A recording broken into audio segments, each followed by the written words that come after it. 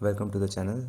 आज हम लोग पढ़ने जा रहे हैं लिमिट्स के बारे में, पर लिमिट्स पढ़ने से पहले हमारे पास एक सिंपल सवाल है, उसको देखते हैं। ओके, सवाल कहता है कि given a simple circuit that follows Ohm's law, the potential difference and current flow across resistor varies with respect to time. Find the values of resistance at t is equal to 0, 1, 2, 3, 4 and plot a graph. The functions of P यानी potential difference and current are, ये दोनों है। Okay, तो क्या करना है, ये जो सर्किट है वो ओम्स लॉ फॉलो कर रहा है। ठीक है, इस रेजिस्टेंस के अक्रॉस जो पोटेंशियल डिफरेंस है और साथ ही साथ जो करंट इस रेजिस्टेंस के थ्रू फ्लो कर रहा है, ओके, वो दोनों टाइम के साथ वेरी कर रहे हैं और दोनों जो फंक्शन डिनोट करते हैं वो ये दिए हुए हैं। वी टी यानी पोटेंशियल डिफरेंस का फंक्शन, आई टी यानी करंट का फंक्शन जो कि रेजिस्टर के थ्रू फ्लो कर रहा है। ओके, हमको पता करना है कि रेजिस्टेंस क्या होगी t इज इक्वल टू 0, 1, 2, 3 और 4 पे। ओके, t जिनको नहीं समझ में आ रहा है, ये बेसिकली टाइम को डिनोट कर रहा है। t इज इक्वल टू 0 मतलब 0th सेकेंड, मतलब एकदम इनिशियल स्टेट। 1 मतलब 1 सेकेंड बीत जाने पर, 2 सेकेंड यानी 2 सेकेंड जैसे ही ख़त्म हुआ उस समय क्या रेजिस्टेंस है। ओके, तब अब सवाल की तरफ आगे बढ़ते हैं। ओके, तो सबसे पहली चीज़ तो है कि ओम्स लॉ के बारे में देख लेते हैं। ओम्स लॉ के हिसाब से I is equal to V by R, और उस हिसाब से आर जो हो गया वो वी बाई आई के बराबर हो गया। वी तुम्हें दिया हुआ है, आई दिया हुआ है फंक्शन के टर्म्स में, तो अपना आर का जो फंक्शन निकलेगा वो कुछ इस तरह का निकलेगा। राइट, अब क्या करना है अपने को, ये फंक्शन मिल गया है, अब हमको वैल्यूज़ डाल डाल के देखनी है टी की। तो ज़ीरो पे क्या है, टू, आर ज़ीरो टू के बराबर है यानी रेजिस्टेंस टू हो गया। अब वन पे क्या है, थ्री, टू पे क्या है, टू पे एक बहुत अजीब सी वैल्यू आई है और वो है 0/0। ठीक है, इसको वैसे ही रहने देते हैं, अब आगे बढ़ते हैं। t is equal to three पे क्या है, t is equal to three पे 5, t इज इक्वल टू 4 पे 6। ओके, अब क्या है कि ये 0/0 की जो वैल्यू है, ठीक है, वो बड़ी अजीब सी वैल्यू है। इसका मतलब क्या है, इसको ग्राफ पे कैसे प्लॉट करेंगे ये हमको समझ में नहीं आ रहा। ठीक है, बट काम करते हैं, इस 0/0 को समझने की कोशिश करते हैं सबसे पहले कि 0/0 का सही में मतलब क्या है। ठीक है, तो नेक्स्ट स्लाइड पे चलते हैं। यहाँ पे देखो हमारे पास चार बॉक्सेस हैं। ओके, चार बॉक्सेस हैं। अब हम 0/0 को फ्रैक्शंस के टर्म में समझने की कोशिश करेंगे with the help of these four boxes. ठीक है, हमारे पास चार बॉल्स हैं। ओके, अब जैसे ही हम एक बॉल डाल देते हैं एक बॉक्स में, तो वो बॉक्स ऑक्यूपाई हो जाता है। ठीक है, तो अगर हम पहले ये में डाल देंगे एक बॉक्स में यहाँ पे, तो ये एक बॉक्स ऑक्यूपाई होगा आउट ऑफ फोर बॉक्स। मतलब अगर मुझसे कोई पूछेगा कि कितना स्पेस ऑक्यूपाइड है, तो मैं ये कह सकता हूँ कि 1/4 space of total space occupied है। राइट, इसका यही मतलब होगा, क्योंकि चार बॉक्सेस में से एक बॉक्स ऑक्यूपाइड है यानी 1/4 बॉक्सेस ऑक्यूपाइड है। राइट, यही फ्रैक्शन का मतलब हुआ। तो इस तरह से समझने की कोशिश करते हैं। 1/4 का मतलब होगा कि ये जो एक बॉक्स है वो ऑक्यूपाइड होगा। ठीक है, बॉल डाल दिया हमने, एक बॉक्स ऑक्यूपाइड है। 1/2 का क्या मतलब होगा, यानी आधे बॉक्सेस ऑक्यूपाइड है। टोटल नंबर ऑफ बॉक्सेस 4 हैं यानी आधे बॉक्सेस मतलब 2, यानी 2 बॉक्सेस ऑक्यूपाइड होंगे। 3/4 का मतलब क्या होगा, 3/4 का मतलब 3 आउट ऑफ 4 बॉक्सेस जो हैं वो ऑक्यूपाइड है। राइट, ठीक है, अब हम लोग जिस चीज़ को समझना चाह रहे थे 0/0। ठीक है, 0/0 का क्या मतलब होगा, 0/0 मतलब कोई भी बॉक्सेस नहीं है, बॉक्स है ही नहीं और उसमें से कोई भी बॉक्स ऑक्यूपाइड नहीं है। राइट, यही इसका मतलब होगा। बट इसका कुछ सेंस निकल के आ रहा है क्या कि ये किसी नंबर को डिनोट कर सकता है, कुछ ऐसा इसका मतलब कुछ निकलेगा, एकदम मतलब सेंसलेस चीज़ लग रही है। राइट, तो यहाँ से हमको पता चल रहा है कि 0/0 का कुछ हमारे लिए बहुत कोई स्पेसिफिक सेंस नहीं निकल रहा। ओके, एक और तरीके से 0/0 को समझेंगे और वो है थ्रू डिवीजन। ठीक है, तो देखो डिवीजन का कॉन्सेप्ट क्या है कि basically it's reverse of multiplication. Okay, तो 1 * 2 है इज इक्वल टू 2, तो 1 का मतलब क्या है, 1 जो है वो 2/2 है।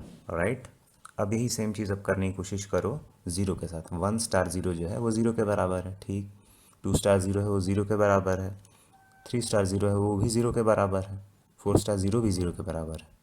तब ये ऐसा नहीं हो सकता क्या कि 0/0 1 के बराबर हो गया ए के हिसाब से। राइट, जैसा हम यहाँ पे कर रहे थे ना कि 1 = 2/2, तो 0/0 1 के बराबर हो गया। ए के हिसाब से यहाँ पे जो ए है उसके हिसाब से 0/0 1 के बराबर है। डी के हिसाब से 0/04 के बराबर है। सी के हिसाब से 3 के बराबर है। और 2 हो गया बी के हिसाब से, राइट। तो 0/01 के बराबर भी है, 0/02 के बराबर भी है, 0/03 के बराबर भी है, 0/04 के बराबर, मतलब 0/0 है क्या? कुछ समझ में आ रहा है? तो कुछ समझ में नहीं आ रहा है एक्चुअली, बिकॉज 0/0 को आप डिटरमाइन नहीं कर सकते, है ना। उसकी क्या वैल्यू होगी ये बताना संभव नहीं है। ओके, और ऐसे फॉर्म्स को हम लोग मैथ्स में इनडिटर्मिनेट फॉर्म्स कहते हैं। ठीक है, इनके बारे में मैं आगे बताऊंगा। हम लोग फिलहाल अपने प्रॉब्लम की तरफ चलते हैं। अब देखो, ज़ीरो t=0 पे हमें 2 वैल्यू मिली थी, तो हमने उसको यहाँ प्लॉट कर लिया। 1 पे 3 मिली थी, 3 प्लॉट कर लिया। 2 पे हमें 0/0 मिल गया था और हमको पता ही नहीं, बिकॉज इनडिटर्मिनेट है ना, कुछ कह नहीं सकते कौन सी वैल्यू लेगा। 3 पे हमें 5 मिल गए थे, प्लॉट कर लिया। 4 पे हमें 6 मिल गया, प्लॉट कर लिया। ओके, बच गया हमारे पास 2। अब हमें आंसर तो लिखना है, ऐसा नहीं होगा कि वहाँ पे रेजिस्टेंस कुछ मतलब कुछ भी हो जाएगा, इनडिटर्मिनेट हो जाएगा, पर फंक्शन के हिसाब से वहाँ इनडिटर्मिनेट हो रहा है। अब तुम उसको ये भी कह सकते हो ये फंक्शन का कुछ फ्लॉ है या फीचर है, जैसा मान लो, बट ये चीज़ है कि वहाँ पे 2 पे तुम डिटरमाइन नहीं कर सकते कि रेजिस्टेंस की क्या वैल्यू है। Okay, let's move. अब क्या कर सकते हैं इस केस में, है ना। रेजिस्टेंस तो हमको चाहिए, ग्राफ तो हमको प्लॉट करना उस प्रॉब्लम के हिसाब से।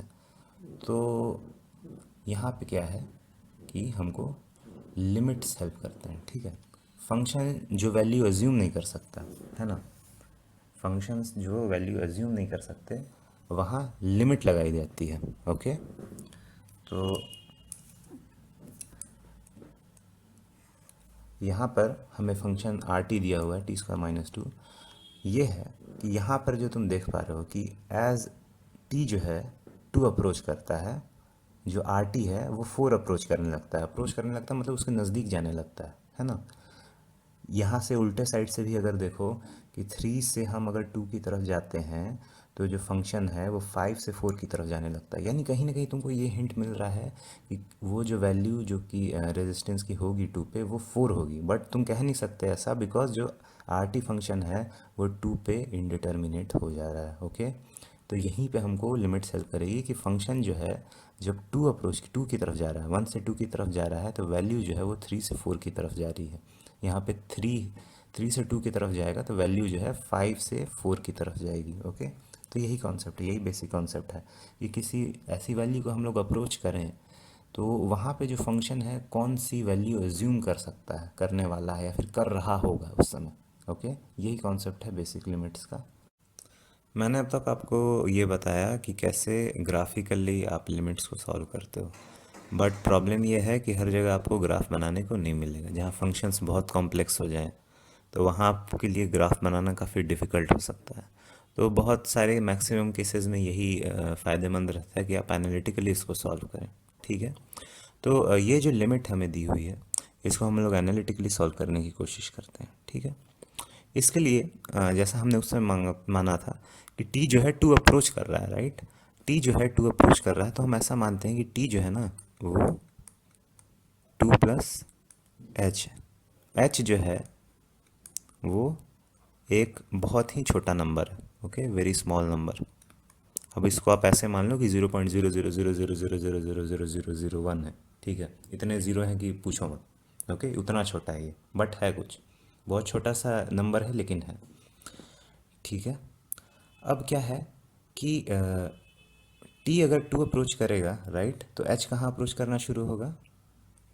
0 अप्रोच करना शुरू होगा, बिकॉज बहुत छोटा नंबर है। टी 2 तक पहुंच जाएगा तो एच को तो 0 होना पड़ेगा। Okay, as T approaches 2 H approaches 0। ठीक है, नाउ अब हम क्या करना है, पूरे ये में, पूरे इस प्रॉब्लम में हमें एच को डाल देना है। तो लिमिट एच अप्रोचेस 0, है ना, 2 प्लस एच का होल स्क्वायर माइनस 2 का whole square divided by 2 plus H minus 2, यही होगा। अब लिमिट एच अप्रोचेस 0 ऊपर में क्या हो जाएगा, 2+h-2, है ना, 2+h+2 डिवाइडेड बाई 2+h-2। ठीक है, अब क्या करें, limit h approaches 0, h divided by h multiplied by 4+h, यही आ रहा है। ओके, अब क्या है, h जो है भले ही बहुत छोटा है बट कैंसिल तो हो सकता है। ठीक है, कैंसिल कर दो, लिमिट h अप्रोचेस 0, 4+h, है ना। अब h को तो ज़ीरो हो ही जाना है ना, ज़ीरो की तरफ अप्रोच कर रहा है, तो 0.0000 समथिंग 1 था। अब 0.000 जितना हो सकता है इतना छोटा हो जाएगा 4 के कंपैरिजन में कि उसकी कोई वैल्यू नहीं होगी, राइट, एकदम ज़ीरो पहुंच जाएगा। तो इसको, इस लिमिट को अप्लाई करने के बाद तुम लिख सकते हो कि जो आंसर है वो 4 है। ओके, तो यहाँ से तुमने एक तरह से सीख लिया कि लिमिट्स एनालिटिकली कैसे निकालते हैं। ठीक है, अब उसके बाद कुछ FAQs को देख लेते हैं। पहली चीज़ तो है, is limit only for values where function becomes indeterminate, यानी लिमिट उसी जगह पे निकालते हैं क्या जहाँ पे फंक्शन जो होता है वो इनडिटर्मिनेट फॉर्म ले लेता है। तो हमने जो एग्जांपल लिया था भले ही उसमें इनडिटर्मिनेट फॉर्म ले ले रहा हो, बट आपको ये पता होना चाहिए कि लिमिट कहीं भी किसी भी पॉइंट पे निकाल सकते हो, है ना। और बहुत सारे स्टैंडर्ड बुक्स जैसे एनसीईआरटीज़ में आपने देखा होगा कि एक्स स्क्वायर का लिमिट निकालते हैं ज़ीरो के पास की, जीरो जब ज़ीरो अप्रोच कर रहा हो तो एक्स स्क्वायर की क्या वैल्यू होगी। ठीक है, तो वहाँ कोई ऐसा नहीं होता कि एक्स स्क्वायर जो है इनडिटर्मिनेट फॉर्म में आ रहा हो, ऐसा नहीं होता। तो लिमिट जो है आप कहीं भी निकाल सकते हो। यहाँ पे दूसरा क्वेश्चन है कि कैन लिमिट अप्रोच इन्फिनिटी। हाँ बिल्कुल, लिमिट इन्फिनिटी अप्रोच कर सकता है। अब यहाँ पे आप देख लो, यहाँ पे t² + 4 है ना, अब t² - 4 है ना, तो आप यहाँ पे इसको t² + 4 डिवाइडेड बाई t-2 कर दो, है ना। यहीं पे फिर से आप वही t अप्रोचेस 2 वाली लिमिट लगा दो। ठीक है, तो यहाँ पे जो आपको लिमिट आएगी ना वो इन्फिनिटी अप्रोच करेगी, है ना, बिकॉज ऊपर की जो वैल्यू है वो कुछ पॉजिटिव है और नीचे में जो वैल्यू आ रही है वो ज़ीरो के आसपास आ रही है। ठीक है, और उसके बाद नेक्स्ट है कि are there other indeterminate forms. तो जैसा कि मैं पहले बता चुका हूँ कि 0/0 जो है वो वन ऑफ द फॉर्म्स था, बट बाकी इनडिटर्मिनेट फॉर्म्स भी हैं, इन्फिनिटी माइनस इन्फिनिटी आपको मिल जाएगा, 0 × और भी हैं, आप खुद जाके पढ़ सकते हो। और ऐसे भी मैं आगे इन सब चीज़ों को डिस्कस करूँगा। Thank you. ग्राफिकली हमने देख लिया कि लेफ़्ट हैंड लिमिट और राइट हैंड लिमिट का मतलब क्या होता है, बट हर जगह ग्राफ बनाना संभव नहीं होता, इसीलिए मैक्सिमम प्रॉब्लम्स को हम लोग एनालिटिकली ही सॉल्व करते हैं। अब मैं आपको बताने वाला हूँ कि लेफ़्ट हैंड लिमिट और राइट हैंड लिमिट को एनालिटिकली कैसे सॉल्व करते हैं। पर वो देखने से पहले आप सबसे पहले आप एक्स एक्सिस देख लीजिए जहाँ पे हमने टी प्लॉट किया है।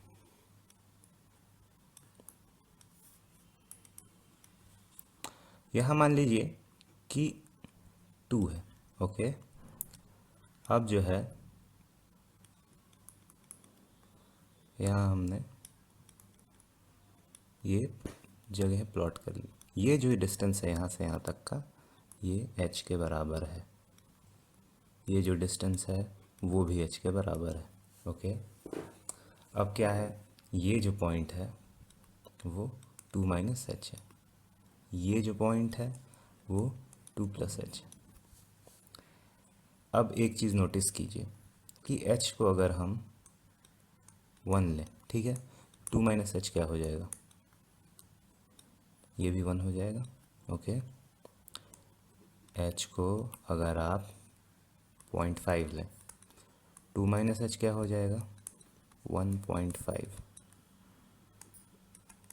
h 0.1 है तो 2 - h जो है वो 1.9। अब h को और छोटा कर देते हैं, 0.01 बना देते हैं, 2 - h क्या होगा, 1.99। ठीक है, इसी तरह आप h को और भी छोटा करते जाइए, 0.001, 2 - h क्या हो जाएगा, 1.9999। ठीक है, इसी तरह आपकी h की जो वैल्यू है जितनी डिक्रीज़ करेंगे, है ना, वो 2 - h जो है 2 के उतना करीब पहुंचता जाएगा। इसी को हम लोग कहते हैं कि हम 2 अप्रोच कर रहे हैं। ओके, टू अप्रोच करना यही होता है, एच की वैल्यू जो है वो घटते जाती है। और सेम चीज़ यहाँ पे राइट हैंड साइड में भी हो रही है, एच की वैल्यू घटेगी तो इस तरफ हम बढ़ते जाएंगे टू के काफ़ी नज़दीक। ओके, अब इतना समझने के बाद हम लोग एल एच एल और आर एच एल देखते हैं।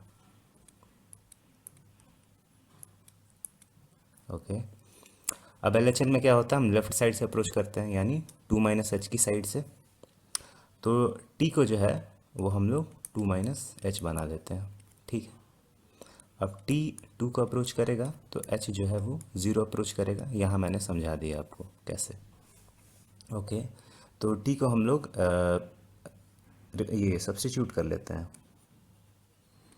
लिमिट जो है वो एच अप्रोचेज ज़ीरो है और टी की जगह हमें मिला है two minus H whole square, minus चूँकि फोर टू का स्क्वायर है। Okay, two minus H minus two is equal to H approaches zero, two minus H minus two, two minus H plus two.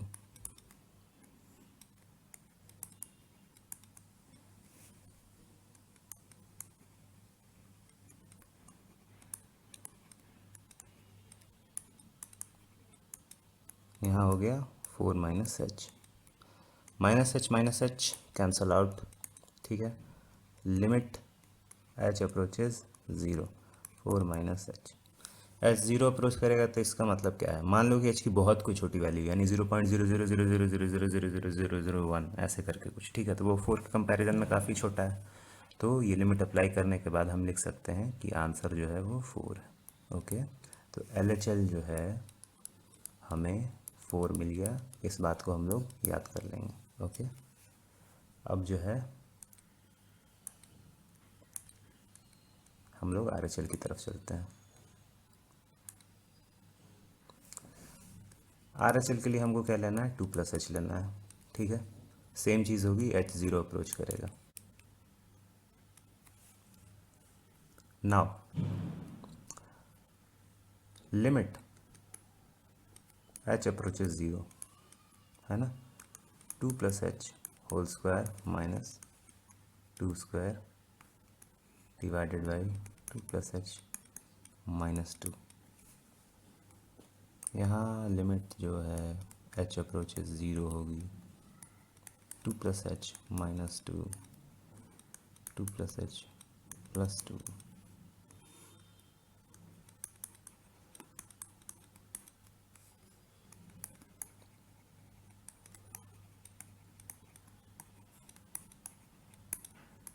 Four plus H, है ना। Next हम लोग गए, H H cancel हो गया, four plus H, answer आया four, पिछली बार की तरह। एल एच एल हमने क्या निकाला था, फोर निकाला था। आर एच एल क्या निकला, फोर निकला। ओके, तो इस केस में क्या है, एल एच एल जो है आर एच एल के बराबर है। ओके, ठीक है। तो अब तक से आपको क्या बताया मैंने, एल एच एल निकालना सिखाया, आर एच एल निकालना सिखाया, और दोनों हमें क्या मिले, बराबर मिले। Okay, thank you. अब तक आपने देखा कि एल एच एल जो है वो आर एच एल के बराबर, वैसे ही एग्जांपल देखे, बट यहाँ पे हमारे पास एक यूनिक फंक्शन है।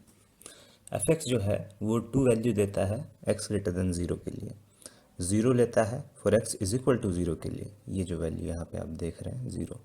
ओके, और माइनस टू लेता है for x lesser than zero के लिए। ओके, अब सोचिए यहाँ पे हमें ज़ीरो पे लिमिट्स निकालनी है। ओके, तो ज़ीरो को हम लेफ्ट हैंड साइड से अप्रोच करें, ठीक है। तो यहाँ ठीक ज़ीरो के जस्ट पहले यहाँ पे मान लीजिए कोई पॉइंट है, क्योंकि हम अप्रोच कर रहे हैं राइट, तो यहाँ जो है वो एक्स लेसर देन ज़ीरो है, तो क्या वैल्यू ले रहा है फंक्शन, एफ एक्स लेगा, ठीक है। यानी लेफ्ट हैंड साइड से हम लोग जब भी अप्रोच कर रहे हैं, एल एच एल जो है वो किसके बराबर आ रहा है, टू के बराबर, माइनस टू के बराबर आ रहा है। ओके, माइनस टू नेगेटिव है। ओके, अब क्या है, राइट हैंड साइड से ले लो, यहाँ राइट हैंड साइड का मतलब यहाँ जस्ट ज़ीरो के थोड़ा सा बाद में क्या वैल्यू लेगा, चूँकि एक्स ग्रेटर देन ज़ीरो है तो टू लेगा, right, x greater than zero होगा तो टू वैल्यू लेगा, तो आर एच एल क्या हुआ, टू हो गया। यहाँ देखो एल एच एल जो है वो आर एच एल के बराबर नहीं। ओके, ये वैसा केस है। किसी पॉइंट पे हमने देख लिया कि एल एच एल जो है आर एच एल के बराबर नहीं है, जैसा अभी के केस में है। ठीक है, तो हम कहते हैं कि उस पॉइंट पर जो है वो लिमिट एक्स अप्रोचेस ए, जहाँ पे ए वो पॉइंट है, और एफ ए डजेंट एग्जिस्ट। ठीक है, बिकॉज एल एच एल जो है वो आर एच एल के बराबर नहीं हुआ। ठीक है, यानी इस फंक्शन के लिए जो लिमिट है एक्स अप्रोचेस ज़ीरो पे एग्जिस्ट नहीं करता, यानी ज़ीरो पे लिमिट एग्जिस्ट नहीं करेगा। बट अपना जो पिछला फंक्शन था याद करो, T square minus four divide by T minus two, उसके लिए जो एल एच एल था वो आर एच एल के बराबर था। कहाँ पर? टू पे, टी इक्वल टू टू पे, है ना। तो वहाँ जो था वो limit T approaches two R T जो था वो एग्जिस्ट करता था। ओके, एक और चीज़ होती है कि जब किसी पॉइंट पे लिमिट एग्जिस्ट नहीं करता ना, तो हम कहते हैं कि फंक्शन जो है वहाँ पे डिसकंटिन्यूस हो गया, यानी उस फंक्शन को ड्रॉ करने के लिए आपको कलम उठाना पड़ गया। यही इसका मतलब जनरल सेंस में मतलब है कि आपने यहाँ से यहाँ तक बनाया लेकिन यहाँ डिसकंटिन्यूस था, यहाँ आपको कलम उठाना पड़ गया। ओके, यहाँ पॉइंट दिया और फिर यहाँ से चालू किया, फिर यहाँ कंटिन्यूसली कलम जो है आप बनाते गए। ओके, तो ये जनरल आइडिया कंटिन्यूटी का, कंटिन्यूटी के बारे में हम लोग आगे पढ़ेंगे, और अभी के लिए इतना ही। Thank you. से हमने लिमिट्स का इंट्रोडक्शन देख लिया, उसके बाद हमने लेफ़्ट हैंड लिमिट और राइट हैंड लिमिट के बारे में पढ़ लिया, एनालिटिकली और ग्राफिकली दोनों तरह से लिमिट निकाले। अब हम चलते हैं कुछ थ्योरम्स की तरफ जो हमें हेल्प करते हैं लिमिट्स निकालने में। ओके, तो यहाँ चार थ्योरम्स हैं जिनको हम अलजेब्रा ऑफ लिमिट्स की कैटेगरी में रखते हैं। तो ये चार थ्योरम कुछ ऐसे हैं। पहला देखते हैं, limit of a sum of two function is the sum of limits of the functions. यानी ये देखो, इस सम का, ये दोनों फंक्शन के सम का जो लिमिट है ना, वो इंडिविजुअल लिमिट्स का सम है। ओके, उसी तरह से यहाँ पे डिफरेंस के बारे में भी सेम चीज़ है कि इन दोनों का जो डिफरेंस का जो लिमिट है ना, वो इंडिविजुअल लिमिट्स का डिफरेंस है। ओके, सेम चीज़ प्रोडक्ट के बारे में है, सेम चीज़ डिवीजन के बारे में है। ओके, इन चारों को आप अच्छे से याद कर लो और फिर मैं आपको बताऊंगा कि इन चारों थ्योरम्स को हम किस तरह से यूज़ करते हैं लिमिट्स निकालने में। ओके, आगे बढ़ते हैं। अब हमारे पास देखो दो यहाँ लिमिट्स दिए हुए हैं एवेल्यूएट करने को। पहले तुम फंक्शन को देखो, ये पॉलिनोमियल फंक्शन है। ठीक है, क्या है? Polynomial function. पॉलिनोमियल फंक्शन क्या होता है? तो पॉलिनोमियल फंक्शन जो होता है वो कुछ इस फॉर्म का होता है, a1x a2x square an x to the power n। ठीक है, a0 a1 a2 ये सब an तक सभी रियल है। ओके, तो ये कुछ इस फॉर्म का होता है, और यहाँ पे भी दिया हुआ फंक्शन कुछ उसी फॉर्म का है। ये कैसा फंक्शन है? तो ये एक रेशनल फंक्शन है। ओके, रेशनल फंक्शन के साथ क्या होता है? तो वो F X by G X के फॉर्म का होता है, G X not equal to zero. और क्या है कि एफ एक्स और जी एक्स दोनों पॉलिनोमियल फंक्शन है, जिसको अभी अभी जस्ट पहले हमने डिस्कस किया। ओके, ठीक है, इतना हमें इंट्रोडक्शन मिल गया। अब चलते हैं इनको इवैल्यूएट करने की तरफ।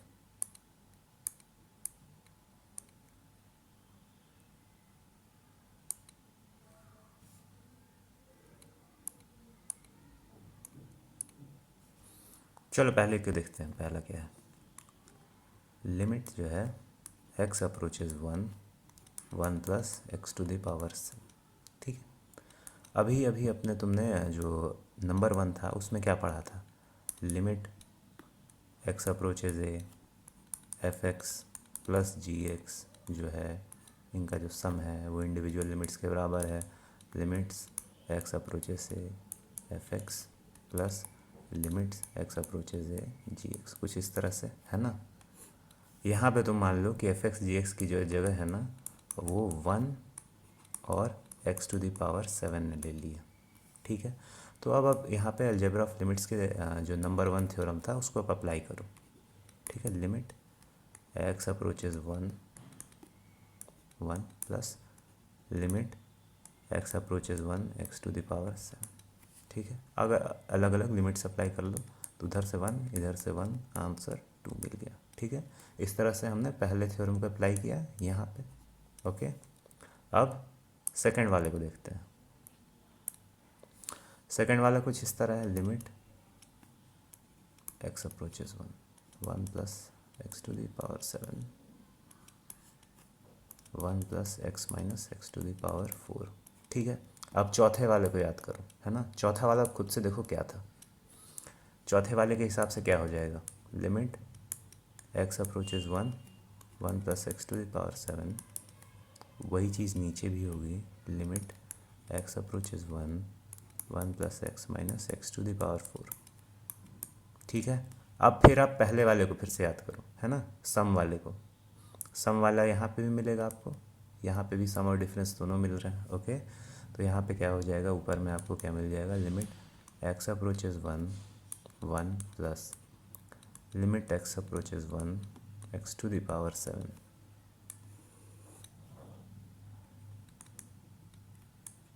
Limit x approaches 1 plus limit x approaches 1 x limit x approaches 1 X to the power 4।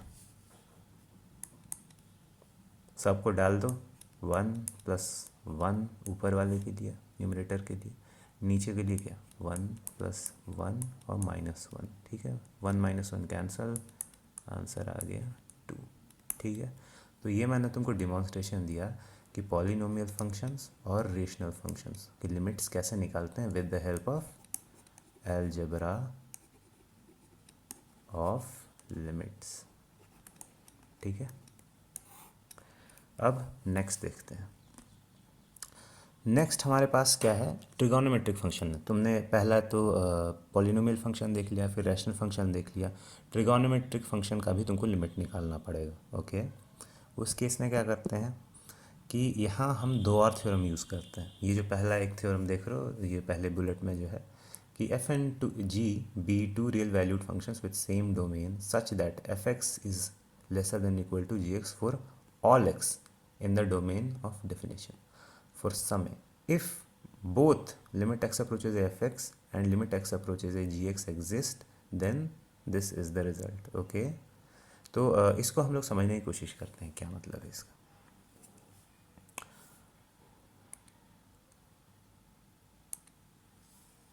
ठीक है, तो दोनों फंक्शन क्या कहते हैं, हम इसको देखेंगे ग्राफिकली इसका क्या मतलब निकल रहा है। ओके, तो मैं बनाता हूँ एफ एक्स ऐसे कुछ रैंडम फंक्शन। ओके, ये उसका एंड पॉइंट इतना ही डोमेन है उसका बस। ओके, यहाँ से नीचे एक्स तक ले जाए इसको। अब आगे बढ़ते हैं, जी एक्स भी प्लॉट कर लेते हैं। जी एक्स कुछ जी एक्स जो है वो हमेशा ग्रेटर दैन इक्वल टू है। ओके, तो ये भी सही प्लॉट होगा उसका, कुछ गलत प्लॉट नहीं है। ठीक है, ये हो गया अपना जी एक्स, ये था अपना एफ एक्स।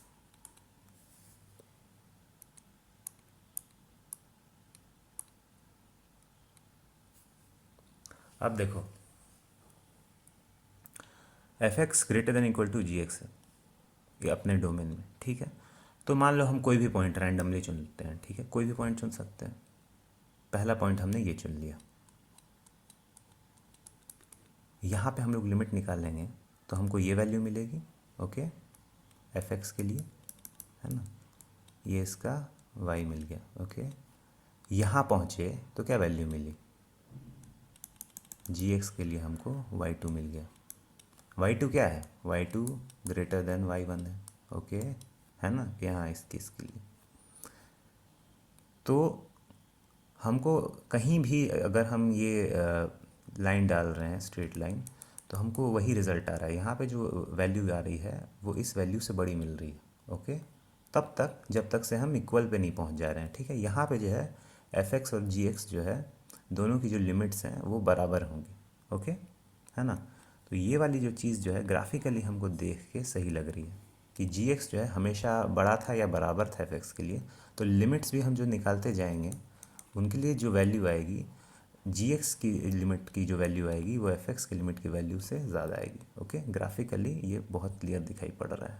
ठीक है, अब नेक्स्ट थ्योरम की तरफ चलते हैं। नेक्स्ट थ्योरम को हम लोग सैंडविच थ्योरम भी कहते हैं, और कह रहा है कि ऐसा कुछ रिलेशन है एफ एक्स जी एक्स और एच एक्स के बीच। ओके, जी एक्स जो है वो एफ एक्स से ग्रेटर देन इक्वल टू है, एच एक्स जो है वो जी एक्स से ग्रेटर देन इक्वल टू है। ओके, तो हमें कह रहा है कि जब एफ एक्स और जी एक्स, एफ एक्स और H x, sorry F X और एच एक्स दोनों की जो वैल्यू है वो एल लिमिट के बराबर आ जाएगी, तब जी एक्स भी एल के बराबर होगा। ये कैसे, आप समझते हैं इसको।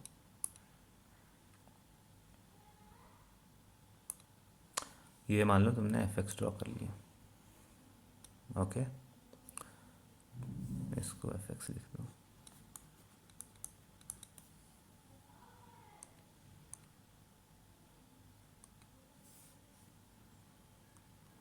ये तुमने दूसरी वैल्यू बना दी, जी एक्स बना दी।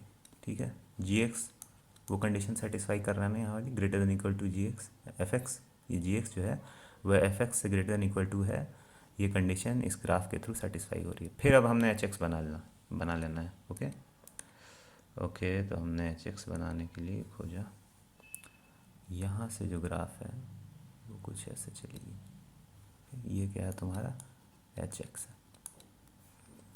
एच एक्स जो है ये भी ये वाली कंडीशन को सेटिस्फाई कर रहा है। ठीक है, और सभी विद इन अपने डोमेन। यहाँ पे पॉइंट एक नोटिस करो, यहाँ पे एक पॉइंट है जहाँ तीनों जो है वो इंटरसेक्ट कर रहे हैं। नाउ कह रहा है कि एफ एक्स जो है वो एल के बराबर है और एच एक्स भी है एल के बराबर, कहाँ पे, ए पे। ठीक है, तो मतलब दोनों की लिमिट बराबर है, मतलब यही यही वो पॉइंट होगा, क्योंकि यहीं पे एच एक्स और एफ एक्स जो है वो बराबर है, तो ए जो है हमको यहीं पे मिल रहा होगा ग्राफिकली। ओके, तो जी एक्स ऑटोमेटिकली बराबर हो गया, है ना, साफ सी बात है।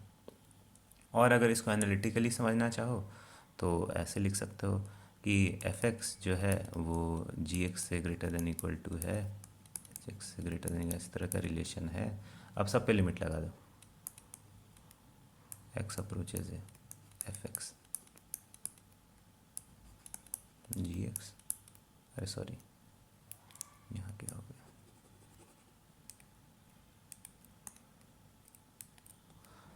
लिमिट एक्स अप्रोचेज है G x, limit X approaches है एच एक्स, है ना। यहाँ से हमको एफ एक्स जो है एल के बराबर मिल गया, एच एक्स भी एल के बराबर मिल गया, यहाँ एल जो है ऐसे करके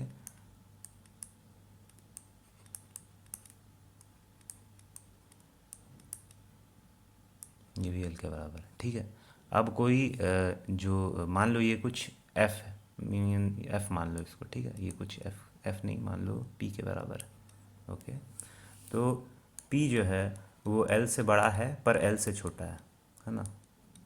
एल से बड़ा है या बराबर है उसके, या पी से बड़ा है बराबर, तो इसका मतलब क्या है, पी जो है वो एल के बराबर है ना। वो भी इस बात को प्रूव करता है, यानी सैंडविच थ्योरम जो है हमने ग्राफिकली भी देख लिया, एनालिटिकली भी देख लिया। Thank you. Welcome to the channel. आज हम लोग देखने वाले हैं कि कैसे लिमिट्स के सवाल को सॉल्व करते हैं। कैसे कोई क्वेश्चन आएगा तुम्हारे पास लिमिट्स का, तो तुम कैसे उसको सॉल्व करोगे, वो तुम्हारे सोचने की जो प्रोसेस होनी चाहिए वो क्या होनी चाहिए, वो हम इस वीडियो में देखने वाले हैं। ओके, पर आगे बढ़ने से पहले मैं तुम्हें बताना चाहूँगा कि चैनल पे ऑलरेडी पहले से 3 वीडियोज़ हैं थ्योरी के ऊपर, पहले तुम उनको देख लो, इससे तुमको हेल्प मिलेगी इस वीडियो को अच्छे से समझने में। ओके, इतना कह के जब तुम सारे वीडियोज़ अगर देख चुके होगे तब आगे बढ़ते हैं, देखते हैं क्या देखने वाले हैं हम लोग आज। ओके, सबसे पहले क्वेश्चन बनाने से पहले पता होना चाहिए क्वेश्चन किस टाइप का है ना। जब क्वेश्चन के बारे में ही नहीं पता होगा तो कैसे क्वेश्चन बना पाएंगे। तो सबसे पहली चीज़ होनी चाहिए कि क्वेश्चन देखो कौन सा है। तो मैंने कुछ इस तरह से क्लासीफाई किया है क्वेश्चंस को।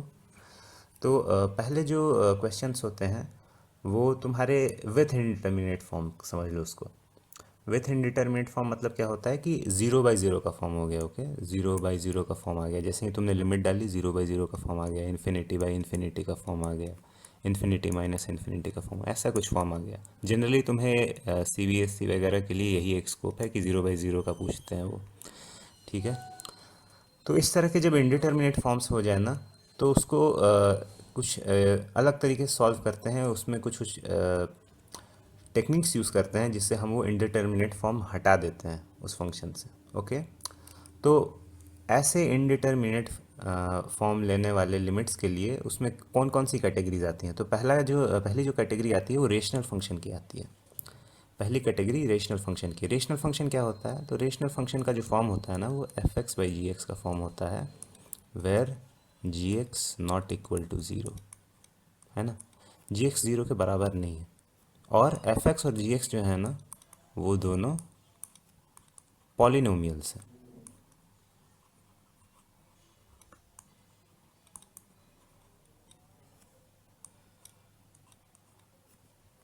ठीक है, इतना है बस, यही तुम्हारा रेशनल फंक्शन के केस में होता है। ट्रिगोनोमेट्रिक में क्या होता है कि कोई ट्रिगोनोमेट्रिक एक्सप्रेशंस दिए होते हैं।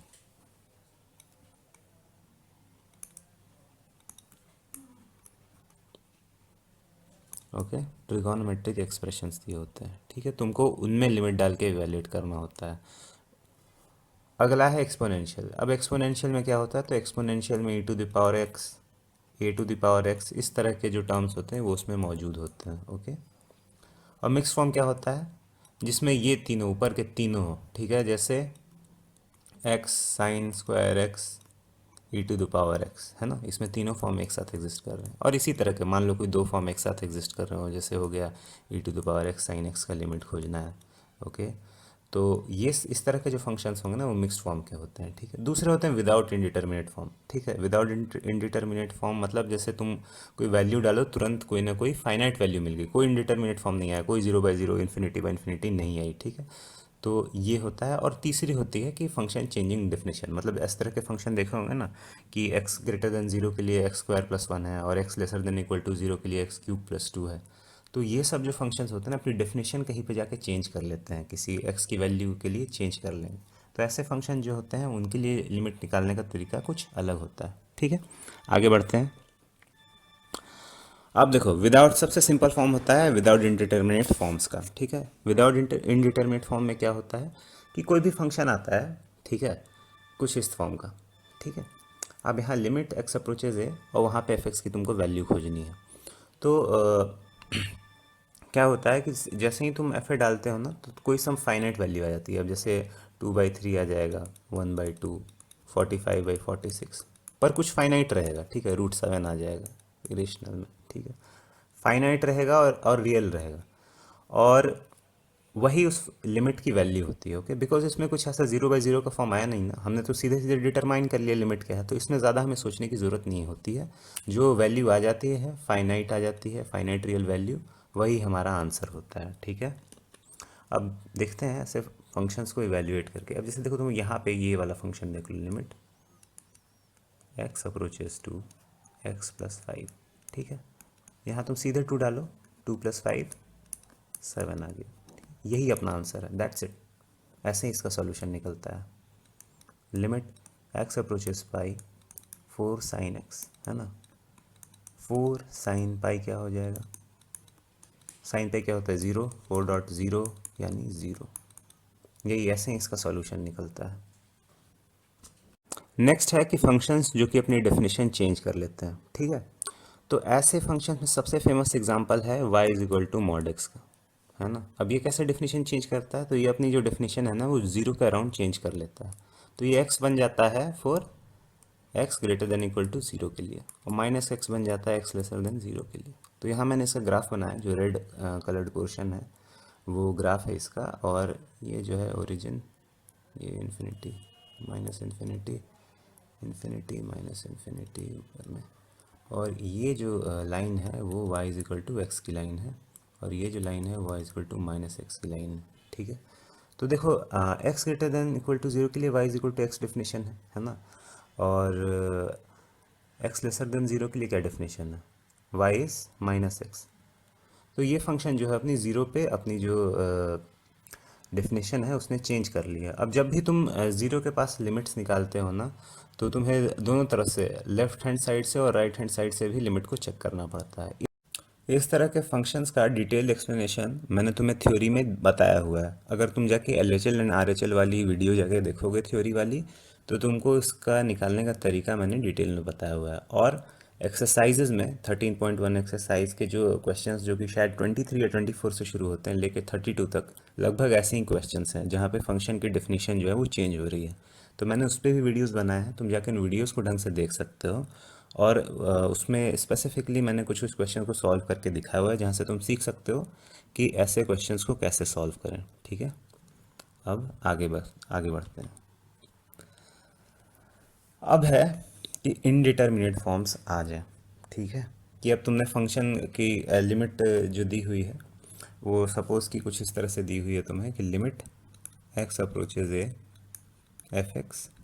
जैसे ही तुम एफ ए डालते हो यहाँ पे ए की वैल्यू, तो तुम्हें कुछ उसके अंदर 0/0 का फॉर्म मिल जाता है। ठीक है, बेसिकली ऐसे ही चीज़ों को हम डील कर रहे हैं। अब देखो, जनरली जो आता है तुम्हारे पास फॉर्म वो 0/0 का ही आता है। ठीक है, बाकी और फॉर्म आ सकते हैं। एनसीईआरटी में एक जगह तुम्हें इन्फिनिटी माइनस इन्फिनिटी का भी फॉर्म दिख जाएगा। ओके, तो अब क्या करते हैं ऐसे फॉर्म्स के लिए? तो उसके लिए सबसे पहले कुछ स्पेशल टेक्निक्स हम लोग को लगानी पड़ती है, क्योंकि हमें वो जो 0/0 का फॉर्म है ना, ये 0/0 का फॉर्म हमें हटाना होता है।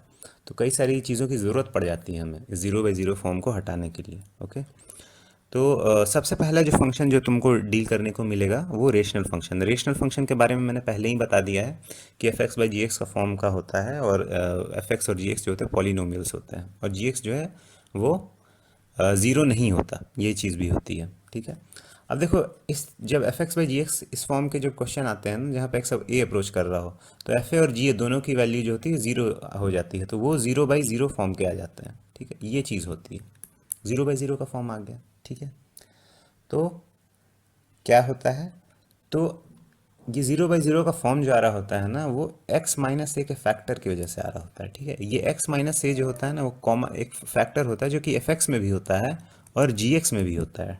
ठीक है, और जैसे ही ये x माइनस ए का फैक्टर हट जाता है ना, तो 0/0 का फॉर्म लेना जो है, ये दोनों जो न्यूमरेटर और डिनोमिनेटर है वो बंद कर देते हैं। ओके, तो एफ एक्स का जो फॉर्म होता है कुछ इस तरह का होता है। एफ एक्स का जो फॉर्म होता है कुछ इस तरह का होता है, F X is equal to X minus A to the power N P X. N कोई नेचुरल नंबर है। ठीक है, अब एक्स माइनस से ए का टू द पावर 2 भी हो सकती है, 3 भी हो सकती है, कुछ भी हो सकती है। उसी तरह से जी एक्स का भी फॉर्म उसी तरह का होता है। ठीक है, और क्या होता है, X minus A to the power N और X minus A to the power denominator numerator दोनों आपस में कैंसल आउट हो जाते हैं। ठीक है, तो बचता क्या है, पी एक्स और क्यू एक्स, जिसमें एक्स जो कि जिनमें एक्स माइनस से फैक्टर नहीं होता। अब तुम जैसे ही वो डालते हो ना ए की वैल्यू, तो पी ए और क्यू ए जो है ना अपना आंसर आ जाए। अब मैं इसी बात को एक एग्जांपल लेके सिखाता हूँ। ठीक है, सबसे सिंपल एग्जांपल देते हैं। Limit X approaches 1 x square minus 1 divided by X minus 1। देखो, इसमें सीधे तुम 1 डालोगे ना, तो 0/0 का फॉर्म आ जाएगा। ठीक है, पर 0/0 का फॉर्म आ क्यों रहा है? फॉर्म आ रहा है बिकॉज यहाँ पे जो x है ना, और यहाँ पे ये 1 है। ठीक है, तो x माइनस 1 दोनों में फैक्टर है, इसी वजह से जो है ना वो 0/0 का फॉर्म आ रहा है।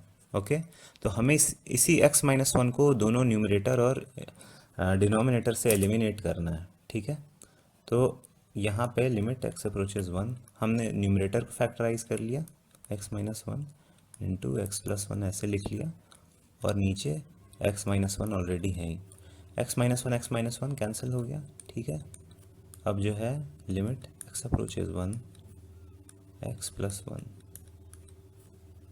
क्या हो जाएगा, 1 डाल दो अब सीधे। अब 0/0 का फॉर्म तो नहीं आ सकता है ना, x माइनस 1 दोनों जगह से निकल चुका है, तो क्या आ जाएगा 1 प्लस 1 यानी 2। ठीक है, ये अपना आंसर है। अब हमारे पास यहाँ पे कॉम्प्लिकेटेड रेशनल फंक्शन है। कॉम्प्लिकेशन यही है कि जो न्यूमरेटर है ना वो 3 डिग्री पॉलिनोमियल है, डिनोमिनेटर भी 3 डिग्री पॉलिनोमियल है, तो थोड़ा कंफ्यूजिंग लग सकता है। बट मैंने तुमको पहले ही बताया था कि यहाँ पे जैसे ही 1 की वैल्यू डालोगे ना, तो 1 की वैल्यू जैसे ही डालोगे तो ये पूरा फंक्शन है ये 0/0 का इनडिटर्मिनेट फॉर्म ले लेगा। इन दैट केस तुम्हें x माइनस 1 जो फैक्टर है ना, उसको कम्प्लीटली न्यूमरेटर और डिनोमिनेटर से निकालना है। ओके, तो जब तुम इसको लिखोगे लिमिट x अप्रोचेज 1, ऊपर न्यूमरेटर को तुम ऐसे लिख सकते हो, x माइनस 1 का whole square multiplied by X minus 2 divided by X minus 1 का whole square multiplied by X minus 3।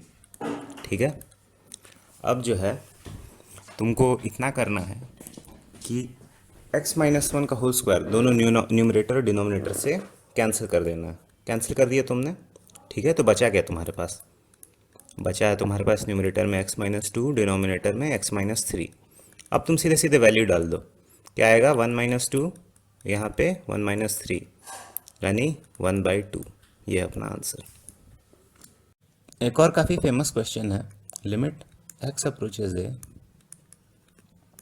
ऊपर में x⁻n - a⁴ डिवाइडेड बाई नीचे x-a। ठीक है, तो ये जो x⁻n - है ना, इसका जो एक्सपेंशन होता है वो कुछ ऐसा होता है, x - a multiplied by a⁻n-1 plus x.a⁻n-2 till यहाँ पे a.x⁻n-2 प्लस x⁻n-1। ठीक है, तो ये जो है अपना एक्सपेंशन होता है। तो जैसे ही तुम इसको लिखते हो यहाँ पे, limit x approaches A x - a multiplied by a⁻n-1 plus x.a⁻n-2 a.x⁻n-2 plus x⁻n-1। ठीक है, डिवाइडेड बाई x - a। ये दोनों चले जाते हैं और हमारे पास सीधे आता है x अप्रोचेज ए a⁻n-1 plus x⁻n-2 x² a⁻n-3 till बढ़ते जाता है यहाँ पे a.x⁻n-2 x⁻n-1। अब यहाँ पे जब तुम a डालोगे ना, तो यहाँ पे टोटल टर्म्स जो हैं वो n है। ठीक है, n टर्म्स हैं यहाँ पे। ठीक है, और जैसे ही तुम a डालोगे ना, तो ये तो टर्म a⁻n-1 है ही, ये भी a.a⁻n-2 यानी a⁻n-1 बन जाता है। ओके, ये भी a² मल्टीप्लाइड बाई a⁻n-3 यानी a⁻n-1 बन जाता है। कैसे, देखो ऐसे, a⁻n-1 x की जगह ये लिख दिया हमने, a⁻n-2 यहाँ a² लिख दिया डॉट a⁻n-3 टिल यहाँ पे a.a⁻n-2 और यहाँ पे a⁻n-1 सीधे। ठीक है, तो ये चीज़ जो है तुम्हारी a⁻n-1 आ जाती है। ठीक है, अब यहीं पे क्या होता है, क्वेश्चन बनाने के समय हम लोग a की जगह कोई कांस्टेंट ले लेते हैं, 1 ले लेते हैं, 2 ले लेते हैं, 3 ले लेते हैं, 4 ले ले, और n की जगह हमने कुछ पावर रख ली, 2 रख लिया, 3 रख लिया। ठीक है, तो तुमको ऐसे भी सवाल आ सकते हैं कि x² minus 4² divided by x-4 limit x approaches 4, इसकी लिमिट क्या है वो निकालो। ठीक है, x⁻17 minus x⁻9 divided by x-9 limit x approaches 9। तो उस वहाँ पे तुम ये जो लिमिट है ना, जो कि a⁻n-1 के बराबर होती है, सीधे इस्तेमाल कर सकते हो। और यहाँ पे जो a है, a यहाँ पे 9 है और n जो है यहाँ पे 17 है, तो उसको तुम सीधे यहाँ पे डालकर लिमिट की वैल्यू निकाल सकते हो। ओके, अब आ जाते हैं ट्रिगोनोमेट्रिक फंक्शंस के ऊपर जिनकी हमें लिमिट्स निकालनी है। ठीक है, तो इसमें क्या होता है कि तुम्हारा जो भी एक्सप्रेशन होगा ना, जो भी फंक्शनल एक्सप्रेशन होगा f(x) इज इक्वल टू वो या तो sin x, cos x, tan x है ना, या फिर इसके इन्वर्स यानी cosec x, sec x या cot x, इन्हीं के टर्म्स में होगा। ये टर्म्स पक्का होंगे इसमें। ठीक है, तो यही चीज़ होती, ऐसा ही जब होता है ना, तब हम कहते हैं कि ट्रिगोनोमेट्रिक फंक्शंस का हम लिमिट निकाल रहे हैं। ओके, तो देखते हैं आगे स्लाइड में क्या है। तो एकदम जो सबसे बेसिक फॉर्म होता है ना, वो यही होता है, sin x बाई एक्स। इसी लिमिट को ना कई तरीके से मतलब लिखते हैं और कॉम्प्लिकेट करके जो है सवाल पूछते हैं। ठीक है, मैं इसको भी तुमको डिमॉन्स्ट्रेट करूँगा कैसे। यही बेसिक लिमिट है। ओके, तो क्या होता है कि इसमें क्या किस किस तरह से कॉम्प्लिकेट करते हैं, तो कुछ सब्स्टिट्यूट कर देते हैं x की जगह पे। ठीक है, और या क्या करते हैं, कोई लिमिट मल्टीप्लाई कर देते हैं। ओके, कैसे करते हैं, बता दिखाता हूँ। देखो, ये देखो यहाँ पे क्या हो रहा है, साइन एक्स बाई एक्स, ये तुमको पता है ना 1 है, लिमिट एक्स अप्रोचेज 0 के केस में, है ना। अब क्या है, जो क्वेश्चन सेटर था उसने क्या किया, उसने कहा कि इतना सिंपल क्वेश्चन नहीं दूंगा, मैं क्या करूँगा, X is equal to A Y लिख दूंगा, ठीक है। तो जब एक्स अप्रोचेज 0 तो ए वाई अप्रोचेज 0, राइट, क्योंकि इक्वेशन है ना। तो ए तो कांस्टेंट है, ए कोई कांस्टेंट है, इसका मतलब ये है कि वाई अप्रोचेज 0, है ना। तो ये हो गया, ठीक है। अब जो है वहाँ पे लिमिट वाई अप्रोचेज 0, अब साइन एक्स की जगह क्या लिख दिया, साइन ए वाई, एक्स की जगह क्या लिख दिया, ए वाई, ठीक है। ये भी 1 के बराबर होगा, है ना, क्योंकि इसी चीज़ को हमने y के टर्म्स में लिखा है, ये 1 के बराबर है तो ये भी 1 के बराबर ही होगा ना। तो अब क्या है, अब देखो, अब उसके दिमाग में और क्या क्या चीज़ आई, अब उसने एल एच एस यानी ये, अब और आर एच एस दोनों को ए से मल्टीप्लाई कर दिया, ठीक है। तो limit y approaches 0 sine A Y divided by Y, यहाँ पे ए से मल्टीप्लाई किया और आर एच एस में भी ए से मल्टीप्लाई किया, कैंसिल हो गए, तो तुमको क्या आ गया, limit y approaches 0 sine A Y divided by Y is equal to ए।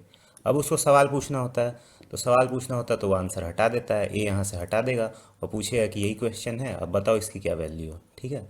तो तुमको क्या करना है, बस उल्टे स्टेप्स चलते जाना है, ये वाले स्टेप से ये स्टेप पे जाओगे, ये स्टेप से ये स्टेप पे जाओगे, तो फिर जैसे ही उल्टे उल्टे चलते जाओगे तुमको ये साइन एक्स बाई एक्स का फॉर्म कुछ आ जाएगा और तुम्हारा आंसर निकल आएगा, ओके। तो ये मैंने तुमको यहाँ पे बताया कि एक सिंपल सा क्वेश्चन किस तरह से कुछ सब्सटीट्यूट कर देने के बाद थोड़ा कॉम्प्लिकेट हो जाता है, ठीक है। अब यहाँ मैंने मल्टीप्लाई किया, ठीक है, तो किसी को क्वेश्चन बनाना है तो X is equal to Y by ये लिख लेगा, है ना। अब क्या है, अब कुछ दूसरा लिमिट मल्टीप्लाई कर दिया, ठीक है। तो वो कैसे, तो एक एग्जांपल देता हूँ, limit X approaches 0 1 by cos x क्या होता है, यहाँ कोई 0/0 का फॉर्म नहीं आएगा, है ना। यहाँ पे जैसे ही एक्स की जगह 0 डालोगे 1/1 का फॉर्म आ जाएगा, यानी 1, ठीक है। इस लिमिट को तुम याद रखो, ठीक है। अब क्या करते हैं कि अलजेब्रा ऑफ लिमिट्स के हिसाब से दोनों को मल्टीप्लाई कर देते हैं, पहला ये वाला 1 by cos x, limit X approaches 0, और यहाँ पे लिमिट एक्स अप्रोचेज 0, यहाँ पे साइन एक्स बाई एक्स, है ना। दोनों लिमिट्स को मल्टीप्लाई कर दिया, लिमिट दोनों कॉमन है ना, तो बाहर निकाल लो लिमिट को, लिमिट एक्स अप्रोचेज 0 और ये आपस में मल्टीप्लाई कर दो, साइन एक्स बाई एक्स, है ना।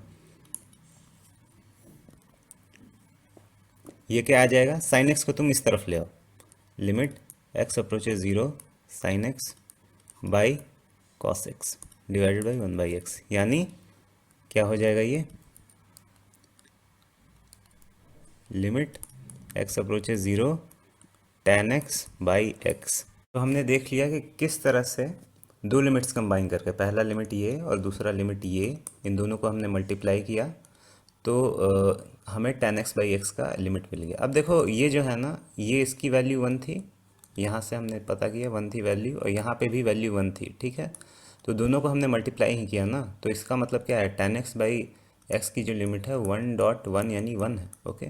तो यही चीज़ होती है, सिंपल सा क्वेश्चन होता है, उसमें कुछ ऐसा एक्सप्रेशन मल्टीप्लाई कर देते हैं या फिर कोई लिमिट मल्टीप्लाई कर देते हैं और इस तरह का एक कॉम्प्लिकेटेड, थोड़ा सा कॉम्प्लिकेटेड क्वेश्चन बन जाता है। ये थोड़ा सा कॉम्प्लिकेटेड है, अब लोग उसके भी आगे जाते हैं, कई ज़्यादा आगे जाते हैं, और मैं दिखाता हूँ कैसे, ठीक है। नेक्स्ट स्लाइड में दिखाता हूँ कैसे। अब मैं तुमको थोड़ा और कॉम्प्लिकेटेड चीज़ दिखाता हूँ, इस चीज़ को देखो, 1 minus cos square X divided by x, limit X approaches 0, है ना। एक्स में एक्स की वैल्यू 0 डालोगे तो 0/0 का फॉर्म आ जाएगा, ठीक है। तो अब क्या करने का है, इसको तुम ऐसे लिख सकते हो, limit X approaches 0 sine square X divided by X, यानी limit X approaches 0 sine X multiplied by sine X divided by X, है ना। Limit X approaches 0 sine X और limit X approaches 0 sine X by X, है ना। फिर से देखो, ये साइन एक्स का टर्म आ गया और एक्स अप्रोचेज 0 यहाँ पे लिमिट लगी हुई है, तो ये फंडामेंटल चीज़ जो मैंने तुम्हें बताई थी ये फिर से आ गई, ठीक है। और यहाँ पे एक अलग से limit X approaches zero sine x को मल्टीप्लाई कर दिया, ठीक है। तो यहाँ बेसिकली एक दूसरे लिमिट से तुम इस फंडामेंटल चीज़ को मल्टीप्लाई करके एक क्वेश्चन बना ले रहे हो, ठीक है। और यहाँ पे क्या आ जाएगा, इसकी वैल्यू ज़ीरो, इसकी वैल्यू वन, यानी ज़ीरो, ठीक है। तो कैसे मैंने इसी चीज़ को थोड़ा कॉम्प्लिकेट करके कॉस एक्स के टर्म्स में लिख लिया, ओके। अब मेरे को थोड़ा और इसको कॉम्प्लिकेट करना है, यानी one minus cos square x. अब तुम सोचो मैं इसको कैसे कैसे लिख सकता हूँ, ठीक है। ऊपर नीचे तुम इसको सेक स्क्वायर एक्स से डिवाइड, ये मल्टीप्लाई भी कर दो और डिवाइड भी कर दो। सेक स्क्वायर एक्स, ठीक है, one minus cos square X divided by x. अब ये क्या हुआ, tan स्क्वायर एक्स ऊपर में और नीचे sec square X one by X, ठीक है। अब क्या, tan square X one plus tan square X divide multiplied by X. तो सोचो मैंने इसी चीज़ को फिर ऐसे लिख दिया tan के टर्म्स में, ठीक है। क्वेश्चन और देखने में कॉम्प्लिकेटेड लग रहा है। इसी तरह के जो होते हैं वो ट्रिगोनोमेट्रिक लिमिट्स होते हैं। क्वेश्चन बेसिकली कॉस के फॉर्म में आपसे उठाकर तुमने tan के फॉर्म में लाया, फिर हो सकता है कॉसेक के फॉर्म में ले आओ, बट बेसिकली इतना खोजना होता है तुम्हें कि किस तरह से लिमिट को ऐसे तोड़ दिया जाए, या तो प्रोडक्ट के फॉर्म में या तो सम के फॉर्म में, कि वो इंडिविजुअल लिमिट्स का सम हो जाए या प्रोडक्ट हो जाए या एक तरह से कह लो डिवीजन हो जाए। और वहाँ हमें अलग अलग इंडिविजुअल लिमिट्स को खोजना होता है और देखना होता है कि साइन एक्स बाई एक्स का कहीं फॉर्म तो नहीं आ रहा, और उसको हमें एक्स अप्रोचेज जीरो के केस में वन से सब्सटीट्यूट करना पड़ता है, ओके। बस पूरा खेल जो है इसी के आसपास घूमता है। अब चलते हैं एक्सपोनेंशियल लिमिट्स की तरफ। यहाँ पर ये जो है वो सिंपल फॉर्म होता है, ठीक है। जैसे ट्रिगोनोमेट्रिक में मैंने साइन एक्स बाई एक्स का फॉर्म जो बताया था वो सिंपल फॉर्म होता है। यहाँ पे E to the power X minus one divided by X का जो फॉर्म होता है वो काफ़ी सिंपल होता है, ओके। अब क्या है, इस सिंपल फॉर्म को जैसे वहाँ पे मैंने बताया था ट्रिगोनोमेट्रिक के केस में कि कॉम्प्लिकेट किया जाता है, यहाँ पे भी उसे कॉम्प्लिकेट किया जाता है। अब एक्स को जैसे तुम ए वाई मान लोगे ना, तो जब एक्स अप्रोचेज ज़ीरो तो y अप्रोचेज ज़ीरो, है ना, ठीक है। अब यहाँ पे सब्सटीट्यूट कर लो, limit y approaches zero E to the power A Y minus one divided by A Y is equal to one, ठीक है। ये वाले ए को तुम यहाँ ले आओ, ठीक है। तो limit y approaches zero E to the power A Y minus one divided by Y is equal to A, ठीक है। अब किसी को सवाल पूछना होता है ना, तो ये सीधे नहीं पूछता, ओके। काफ़ी सिंपल हो जाएगा, इस चीज़ को दे देगा, ओके। इस चीज़ को दे देगा, पूछेगा इसकी क्या वैल्यू है। तो ऐसे ही ये भी कॉम्प्लिकेट होता है। अब यही सेम चीज़ जैसे मैंने बताया था कि एक्स इक्वल टू मान लो कोई वाई बाई ए सब्सटीट्यूट कर दे, X approaches zero Y approaches zero, और फिर यहाँ पे इस चीज़ को तुम वाई बाई ए को एक्स की जगह सब्सटीट्यूट करके निकाल लोगे, तो वही तुम्हारा उस तरह से वो क्वेश्चन बन जाएगा। तो लगभग एक तरह का एक कॉमन ट्रेंड तुम देख सकते हो कि ट्रिगोनोमेट्रिक फंक्शंस में भी और एक्सपोनेंशियल फंक्शंस में भी सिंपल फॉर्म्स को कॉम्प्लिकेट कर दिया जाता है, ओके। अब चलते हैं आगे। आगे में क्या है, मिक्स्ड फॉर्म्स, मतलब कि सब एक साथ, है ना। जैसा मैं शुरू में बताया था कि ट्रिगोनोमेट्रिक भी हो गया, पोलिनोमियल भी उसमें चला आया, एक्सपोनेंशियल भी चला आया, ठीक है। तो उसके क्वेश्चंस देख लेते हैं। जब भी क्वेश्चंस दिए जाते हैं ना, तो इसका बेसिकली ये होता है कि इन जो ये जो इतना कॉम्प्लिकेशन है ना उसको हम और आसान कर दें, ठीक है। इसको कैसे आसान किया जा सकता है, सीधे सीधे सोचो। तो तुम सीधे सीधे डिवाइड दे दो, ठीक है। तो तुमको limit X approaches A one minus cos two X minus A divided by X minus A का whole square, limit X approaches A X minus A का whole square divided by X minus A का whole square, ठीक है। अब क्या हुआ, ये देखो अब सिंप्लीफाई हो चुका है। कैसे, ये तो चीज़ यहाँ पे कट गई ना, ये तो वन हो गया। अब लिमिट एक्स अप्रोचेज ए, इसको तुम कैसे लिख सकते हो, two sine square X minus A, है ना, divided by X minus A का होल स्क्वायर, प्लस यहाँ पे इसको सीधे इवेल्युएट कर लो, यहाँ पे वन आ जाएगा, ठीक है। अब ये देखो साइन एक्स माइनस ए और ये एक्स माइनस ए,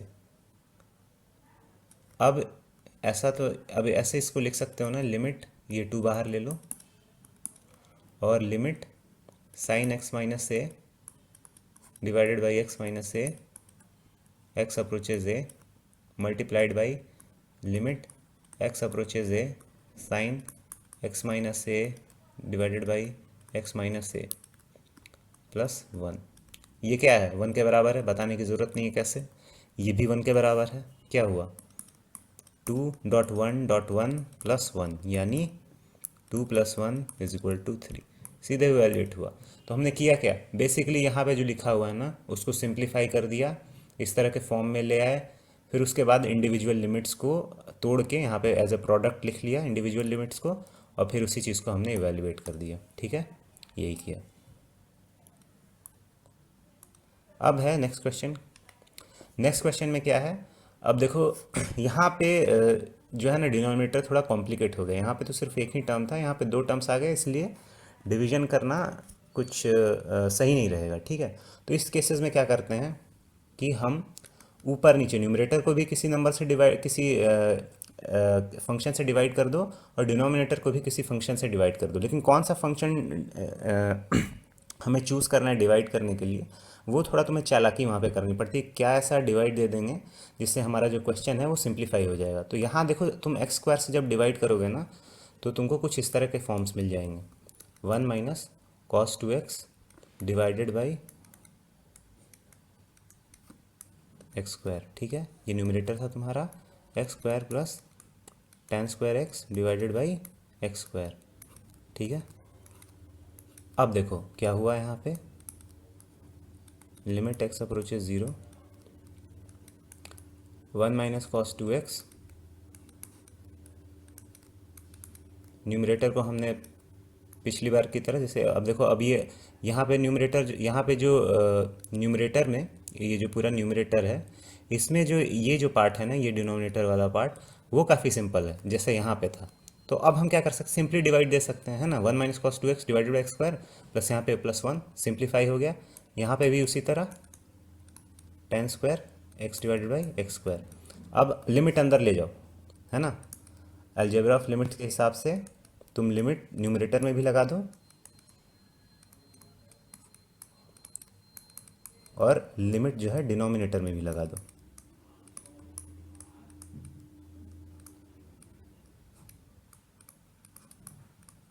ठीक है, तो क्या इवेल्युएट करोगे तो ऊपर में क्या वैल्यू आ जाएगी, 2 आ जाएगी +1, और नीचे क्या आ जाएगी, नीचे 1 आ जाएगी, यानी 3/2 सीधे आ जाएगा। ये मैंने तुम्हारे ऊपर छोड़ दिया, ये कैसे आएगा ये तुमने खुद निकालना है कि ये 2 कैसे वैल्यू आएगी, ये भी तुमको खुद से ही निकालना चाहिए।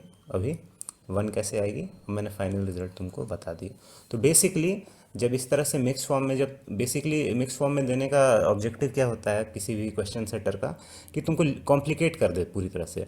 तो उसी कॉम्प्लिकेशन को तुम सिंप्लीफाई करते हो किस तरह से, या तो डिवाइड हो जाए इजीली जैसे यहाँ पे हो रहा है। ठीक है, तो अलग अलग ऐसे ही as a sum of different limits तुम उसको लिख सकते हो। यहाँ पे देख रहे हो कि यहाँ पे जो डिनोमिनेटर था वो कॉम्प्लेक्स था, तो हमें क्या करना पड़ा, ऊपर न्यूमरेटर में भी कुछ डिवाइड देना पड़ा, डिनोमिनेटर में भी डिवाइड देना पड़ा। इससे हमारा थोड़ा लिमिट जो जाके हुआ है वो थोड़ा सिंपल हो गया। ठीक है, तो जब सवाल कॉम्प्लेक्स हो जाए तो उसको छोटे छोटे सिंपल पार्ट्स में बांट लेना सही रहता है। ओके,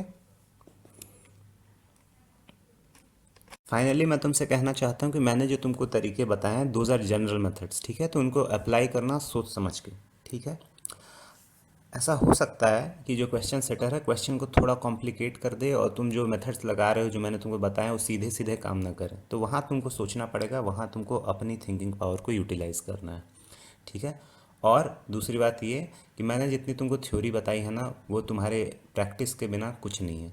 प्रैक्टिस करो जितना कर सकते हो, जितने क्वेश्चन प्रैक्टिस करोगे उतनी तुम्हारी तुम्हारी जो ग्रिप है वो लिमिट्स के ऊपर बढ़ेगी, और तुम्हारे जो नंबर होंगे वो अच्छे होंगे। ठीक है, थैंक यू।